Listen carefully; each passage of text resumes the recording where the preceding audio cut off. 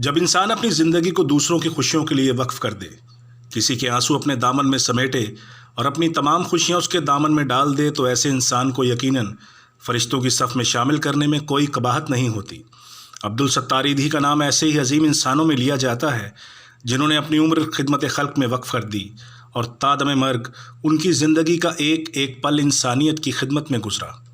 आज मोहसिन इंसानियत के लक़ब से शनाख्त पाने वाले उसी अजीम इंसान की 5वीं बरसी मनाई जा रही है। अब्दुल सत्तार ईधी का जन्म 1 जनवरी 1928 को भारतीय रियासत गुजरात के एक शहर बांटवा में हुआ। दिल में इंसानियत की खिदमत का जज्बा शायद पैदाइश के वक्त से ही था, जो वक्त के साथ साथ बढ़ता ही चला गया। 1951 में आवाम के लिए एक फ्री डिस्पेंसरी कायम की और कुछ अरसे बाद अपना पहला फलाही मरकज़ कायम करके दुनिया के लिए एक मिसाल कायम कर दी।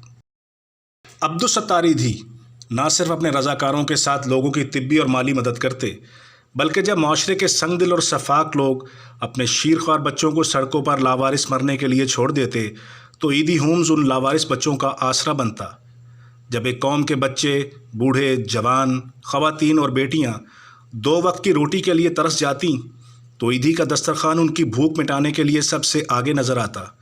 जब माशरे के ठुकराए हुए यतीम और बेआसरा बच्चों के जिस्मों को हालात की कड़ी धूप झुलसाने लगती, तो ऐसे में ईदी का दस्ते शफ़क़त एक साहिबा की सूरत उनको साया फराहम करता।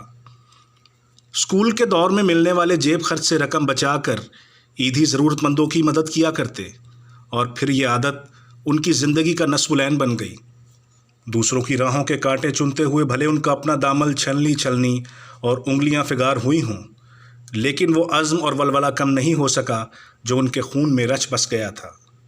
सियासतदान हों या ताजिर, समाजी रहनुमा हों या शोबिस शख्सियात, सब ईदी से मुलाकात को अपने लिए बाइस फ़ख्र समझते थे।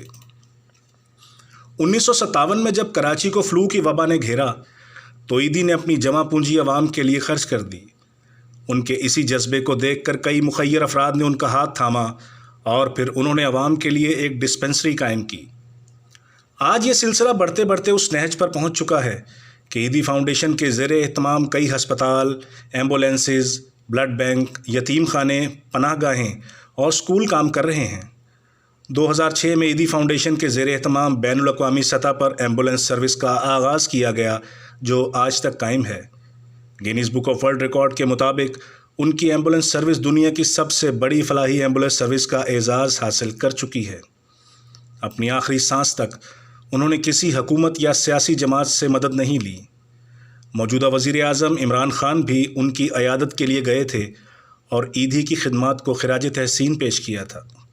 मुसलसल अवामी खिदमत के बायस अब्दुल सत्तार ईधी की तबीयत नासाज रहने लगी थी, लेकिन उसके बावजूद उन्होंने अवामी खिदमत का सिलसिला रोका नहीं और फिर अपनी इसी जोहद मुसलसल में 8 जुलाई 2016 को इस दुनिया से रुखसत हो गए। उनके जनाजे में मुल्क की नामवर शख्सियात ने बहुत बड़ी तादाद में शिरकत की और उनका जनाजा मुल्क की तारीख़ का एक बड़ा जनाजा करार पाया। ईदी चले गए, लेकिन उनकी खिदमत और उनका नाम हमेशा दुनिया भर में समाजी खिदमत करने वाले अफराद के दिलों में ज़िंदा रहेगा।